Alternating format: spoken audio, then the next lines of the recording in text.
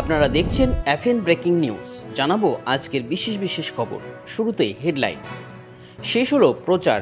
রাজ্যের 4টি বিধানসভা কেন্দ্রের পাশাপাশি আরও 9টি বিধানসভা আসনে ভোট বুধবার। রাশিয়ায় মোদিকে গার্ড অফ অনার। স্বাগত জানালেন জিনপিংকে স্বাগত জানানো রাশিয়ার ফার্স্ট ডেপুটি প্রাইম মিনিস্টার।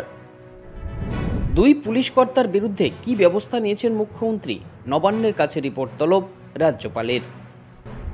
অভিযোগ সারবত্তাহীন। দেবীর বিরুদ্ধে অডিও সংক্রান্ত মামলায় সিবিআইয়ের সিদ্ধান্তে সায় দিয়ে মামলা খারিজ। বন্যার আশঙ্কা রয়েছে উত্তরবঙ্গে। উদ্বিগ্ন মমতা দিলেন একগুচ্ছ নির্দেশ। ডেঙ্গি নিয়েও বাড়তি সতর্কতা মুখ্যমন্ত্রীর। সন্দেশখালী মামলায় বড় ধাক্কা রাজ্যের। আবেদন খারিজ সুপ্রিম কোর্টে। তদন্ত চালাবে সিবিআই। শেষ হলো প্রচার। রাজ্যের 4টি বিধানসভা কেন্দ্রের পাশাপাশি আরও 9টি বিধানসভা আসনে ভোট বুধবার। লোকসভা নির্বাচন মিটতে এবার বিধানসভা নির্বাচন। পশ্চিমবঙ্গের 4টি বিধানসভা কেন্দ্র সহ উপনির্বাচন হবে দেশের মোট 60টি রাজ্যের 13টি আসনে।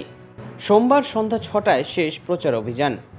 বুধবার এই 13 কেন্দ্রে উপনির্বাচন। ভোট গণনা হবে 13ই জুলাই।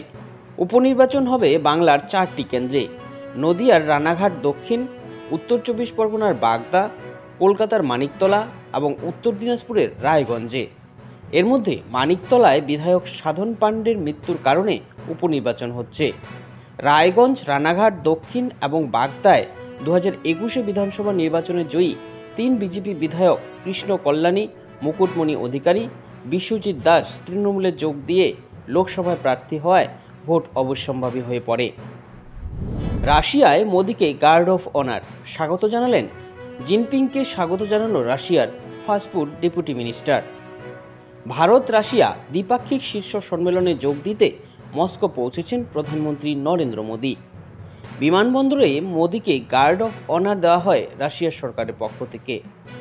অন্যদিকে মোদী যে হোটেলে থাকবেন সেখানে রাশিয়ান শিল্পীরা হিন্দি গানের তালে নেচে প্রধানমন্ত্রীকে স্বাগত জানান। বিমানবন্দরে মোদীকে স্বাগত জানান রাশিয়ার ফার্স্ট ডেপুটি প্রাইম মিনিস্টার জেনিস মান্তরো। সেখান থেকে একই গাড়িতে মোদীকে হোটেলে পর্যন্ত নিয়ে যান। এর আগে চীনের প্রেসিডেন্ট শি জিনপিং যখন রাশিয়ায় সফরে গিয়েছিলেন, সেই সময় মান্তরভোই চীনা প্রেসিডেন্টকেও স্বাগত জানিয়েছিলেন। 2 পুলিশ কর্তার বিরুদ্ধে কী ব্যবস্থা নিয়েছেন মুখ্যমন্ত্রী? নবান্নের কাছে রিপোর্ট তলব রাজ্যপালের।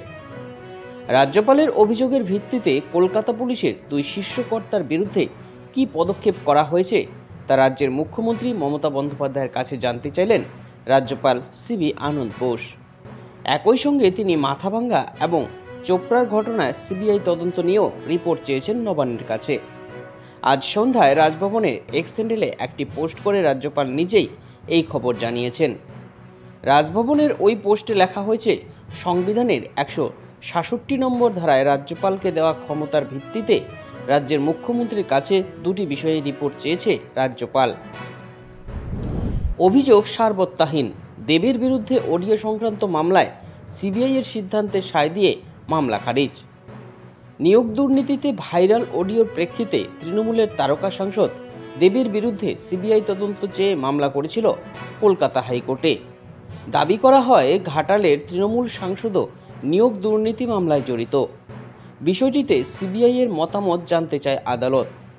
সিবিআই আদালতে জানিয়েছে, অডিও কাণ্ডে দেবের বিরুদ্ধে যে অভিযোগ করা হয়েছে তার সারবত্তা নেই। এরপরেই ওই মামলা খারিজ করেন কলকাতা হাইকোর্টের বিচারপতি অমৃতা সিনহা। লোকসভা ভোটের মাঝে ঘাটালের তৃণমূল প্রার্থী দেবের এক প্রতিনিধির বিরুদ্ধে চাকরি দেওয়ার নামে টাকা তোলার অভিযোগ উঠেছিল। হাইকোর্টে তা নিয়ে হয়েছিল মামলা। বন্যার আশঙ্কা রয়েছে উত্তরবঙ্গে। উদ্বিগ্ন মমতা দিলেন একগুচ্ছ নির্দেশ। ডেঙ্গি নিয়েও বাড়তি সতর্কতা মুখ্যমন্ত্রীর। ভারী বর্ষার মধ্যে উত্তরবঙ্গে বন্যা পরিস্থিতির আশঙ্কা। আগে থেকেই প্রশাসনকে সব রকমের পরিস্থিতির জন্য প্রস্তুতির নির্দেশ দিলেন মুখ্যমন্ত্রী মমতা বন্দ্যোপাধ্যায়। এদিন নবান্নে জেলাশাসক ও পুলিশ সুপারদের সঙ্গে বৈঠক করেন মমতা।